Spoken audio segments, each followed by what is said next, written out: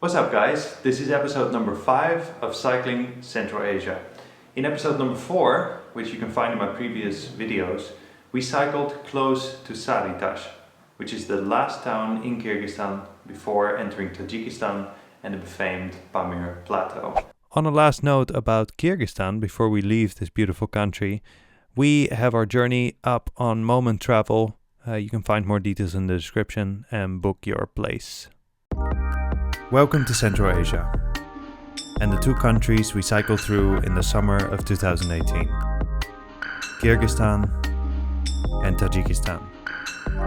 Both filled with inherent beauty, culture, and some of the most fascinating places we've ever been to. This is Cycling Central Asia.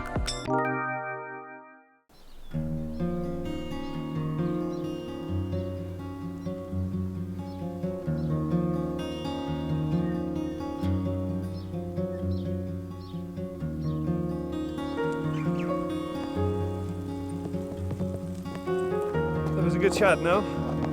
So, good morning everyone. It's a rainy day, the day to Sary-Tash. Today we are cycling the Stelvio of Kyrgyzstan. I think something like 9 hairpin bends, and it must be 700 meters up or something. More, eh? What do you think? More? Probably more, yeah. I'm carrying about, must be 30 kilos, maybe more. With the bike it's another 12. How much do you think you're carrying, B? No idea. 25? No more. 30 also?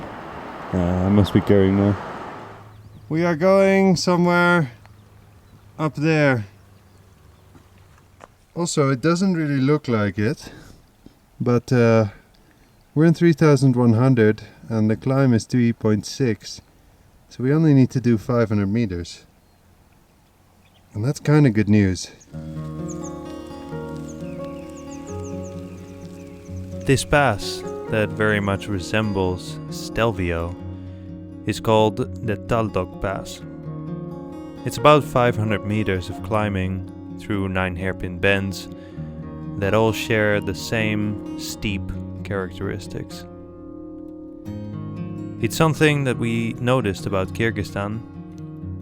All climbs Number 3. are 10, 11, 12% in steepness.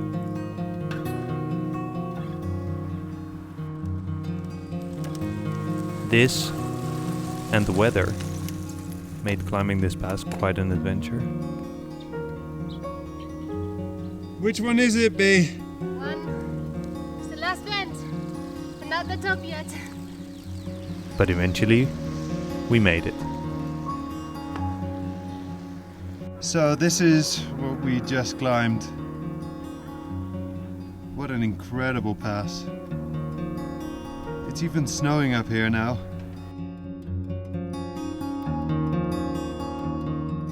We just did the crazy descent and made it to Sary-Tash. That is the skyline above the town. And my, is it daunting. That's exactly where we're going. Haven't really shown anything on a map so far, but we've just done in the last 4 days Osh to Sary-Tash, which is this town. And from Sary-Tash we are going into the valley that's here. It's called the Alai Valley. We go to Sary-Mogul and to a yurt camp. And when we come back towards Sary-Tash, that's when we'll go towards the Tajik border, which is those mountains over there.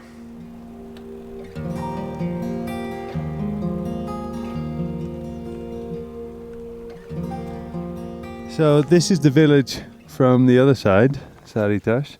The clouds have already come in. Hello. There's a doggy here. Hello. We are at this place. It's called Guest House Shamurat. The Swiss guy that we met a couple of days ago going up on the mountains, he's here as well. He's staying here. And we met him just down the road. So he gave us the keys. We can go inside. Because now the weather is going absolutely crazy. Wow. I can barely hold the door. Fortunately, we are nice and dry inside. My. This is our room. It's very nice. Look at that. It's like our little kingdom. Carpet on the wall. Nice beds. They love carpets in this country. Really. Yeah. So yeah, this is the dinner here that you can expect in this guest house. What is it? Guest house of Shamurat. No, the dinner. the dinner. Dinner is Oromo. Oromo. Oromo. It's another type of manta. Nice. It's very famous food manta in Central Asia. Yes. It's another different type of manta. Yes. And this one is vegetarian, no? Yeah, of course. So you can ask for vegetarian if Yes. that's your thing.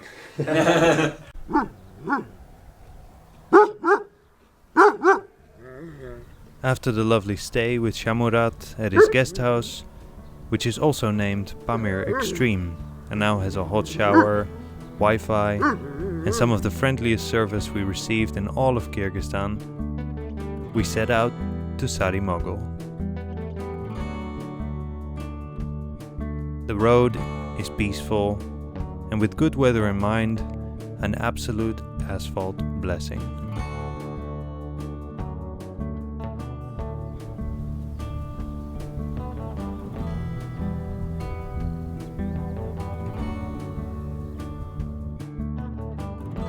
Wide, open roads that lead to the long and tiresome gravel path out of Sary-Mogul, which eventually brings you to one of the most enchanting places in the entire country. Oh, actually we need to close the doors for the warmth. So good morning from a remote yurt camp Tulparkul. in Tulparkul Lakes, somewhere in Kyrgyzstan in the south. We are how many days away? 5 days? Less, like 4 days. 4 days away from entering Tajikistan and the Pamir Highway. But before that, we wanted to share with you our impressions of a 25/30 day trip by bike through Kyrgyzstan and what it's been like. Yeah, first of all, Kyrgyzstan is a very warm country, but here in the mountains, you need some layers. Yeah. So sorry for the clothing, the hairdo, whatever. We have to live out of a sink here that has water from the lakes. But regardless, it's a beautiful, beautiful area. And I think that's what we want to start with regarding Kyrgyzstan. The landscape is unreal. We came up to the conclusion that this place has the best of the Alps, the best of Peru, the best of Namibia, best of the Pyrenees, all together in the same country. Yeah, really does. They use som in this country. Som is the local currency. You can change from dollars, which are unmarked. If there's some ink on your dollar bill or some, I don't know, pen mark or something, they won't exchange it. So do be careful with that. If you have clean new dollars, then you can exchange them in the bigger cities, and you get some for it in return. I think it's $1.68 som right now. And for 68 som, what can you buy for 60? You can buy a box of dates for 68 som. You can buy 4 breads. Yeah, about that. 4 of these round. It's kind of like a Turkish bread, but better. It's really nice. If you get them fresh with these black fragrant pips on it. You can buy almost a kilo of cherries. Yeah. Yeah. Kilo of cherries for $1. So it's a good country. Regarding food, not up here. As soon as you go into the mountains, you live off of maybe a cucumber and a tomato, Noodles. eggs. Well, We've been getting delicious rice milk here. They put rice and milk in the straight morning from the for cows. breakfast. In the morning for breakfast, or pancakes, or fried egg. The evening meals usually consist of something potato with either soup or with Buckwheat. People are really, really friendly. Extremely. In the north, I would say they're even more friendly than in the south, although I don't want to make any assumptions. But the people are friendly in a way where they approach you, and rather than we in Europe and North America and other countries think that, ooh, it's scary, they want to steal my bike or something. They are just curious. Yeah. They want to know everything about you. The kids, the elderly people, they all want to know where you're going, where you're coming from, what football club your country is famous for. Yeah. If you're Spanish, you're in a good position. Yeah, they seem to know very easily. They like Barcelona and Madrid a lot. Ajax for Netherlands. So yeah, they approach you. They're curious. Sometimes they give you food or drinks, or they invite you for a chai tea, which happened quite often to us. The kids want to take pictures with you. Yeah. Photo. They invite Photo. you into their yurt. This is a yurt camp, so we're paying for this. But sometimes they invite you into the yurt. They want you to sleep in the yurt. We brought our tent with us, so we usually prefer the tent. But otherwise, we had chai with people. We had, I think, the best chai tea we've ever had in some remote yurt. Random place. What, 3,400 meters? Yeah. Something like this. After a snowstorm, these people invited us in. We had put our tent in their garden, and they made us a chai tea, and it was wonderful. Really, really Yeah. good. They basically, almost everyone that lives in the mountains has their own cattle, so they milk the cows, and what you drink is fresh milk directly from the cows. Yeah. We haven't had any digestive problems with that. No, not really. No. We've been more and more flexible as the days progressed. Yeah, with what we eat. Yeah. We were told that it's easy to get like a stomach bug at some point. But for now, we've both been quite fine in terms of food. Yeah, it hasn't really happened. And I'd say the milk from an ethical standpoint, the cows here, they seem to be so well taken care of and organically treated on a level that They is- live in the mountain by themselves. Yeah. They graze on the fields all day long. Yeah, they bring them down at night to milk the cows. Yeah. And that's it. That's it. And when they milk, they've explained us they milk 2 of the nipples, and the other 2 they leave Go for the babies, calves. yeah, for the calves. So it's It's quite balanced. yeah, it seems balanced and it seems well taken care of. And Yeah. I mean, friendly. these people live from what they're farming, no? Yeah. The cattle seems to be a really important part of their life. Yeah. It's not like a luxury thing. It's really a basic thing that they need here So they in the take care of mountains. You can't grow anything here, so It's too cold. yeah. So it's really fresh right Yeah. now. So they have the cattle, and I think they get things from the city delivered. We are about 3 or 4 hours away by bicycle from the nearest town, and that's about another 3 or 4 hours driving away from the nearest city. So you can imagine how dire the food situation is here, but they manage. So in Kyrgyzstan, people don't really speak English. No. We found very few, and what we do to communicate with them is use Google Translate. Now Google Translate can be offline if you download the app. So we downloaded Russian. Yeah. And they seem to know basic Russian. Yeah, everyone. Some of them struggle a bit more, but in general we understand each other if we write a sentence in English, show them in Russian. Yeah. And then at least there's a basic conversation going on. Right. Yeah, we have the feeling that the older generations, they don't really know how to use the keyboard on the phone. But if you give your phone to a kid, they'll be able to write in Russian and it'll translate to you in English. So language, and then Hygiene. Hygiene Yeah. is another topic of this country. It's fundamentally Yeah. different from what we do. You adapt easily. Yes and no. Some things you may not get comfortable with, You go with them. no matter how long you stay here. For example, the squatting toilets. Yeah. You have a little building, Yeah. some planks in the floor, and a hole, and a big hole underneath that. So you just squat over it and you do your business. Yeah, they don't have a waste No, they just thing. dig it down, they put some earth on it, and they move somewhere else, and they dig a new hole, and Yeah. that's where all the shit goes. So Yeah. if you do this, be sure to close your pockets. Don't lose your You phone. don't want things to fall down there. Really, you don't want to. Then the other hygiene thing is the showers. That's something you will most likely only find in guest houses, In the bigger Or- cities. hotels. Yeah. if that's your thing. In guest houses, they are cold or warm. Yeah, and the pressure is not usually very strong. Pressurized or unpressurized, yeah. But you know, once you've been camping for a week and you find it's like some kind of water dropping down from a shower, you're already grateful. Yeah, exactly. Yeah.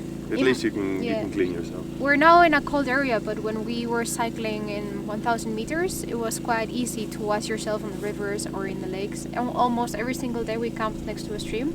Yeah. Camping is legal everywhere you go. Nobody says anything. There's no police anywhere telling you that you can't camp. And the locals may even invite you for chai or bring you food. For the mornings. You may get some kids around your tent trying to touch all your stuff. Yeah. This is the only sort of bad thing we've experienced, but that's it. It's not bad. It's just can be a little bit annoying. There's also pumps in almost every single village. So many of the villages, they don't have their own access to water, and they share a pump where people come there, they fill their buckets, and then they go back home. And we've also found those pumps very useful to get some water or wash ourselves. I would put my head under and wash my hair there. It's cold though, I must say it's very cold. But the cold water is usually freezing, yeah. Then on a last note, we'd like to speak about guest houses. There are quite a few in this valley. This is the Alai Valley. It's in the south of Kyrgyzstan. And this seems to be the more touristic region of the country, mainly because the Pamir Highway comes out of the mountains here. Also, because of Piklening, there's the second highest peak in Kyrgyzstan is here with 7,400 meters or so. 7,400, I think, yeah. And so, at the foot of Peak Lenin, it was that we concluded our journey through this fascinating, visually stunning country. A journey that resulted in sore muscles, sweaty armpits, saddle sores, a huge appreciation for the luxuries we have at home, the realization that the Western world has tons to learn, and above all, a newly sparked endearment for Central Asia, its people, and the positive sides of its culture. If you need a reminder of how beautiful life really is, come to Kyrgyzstan.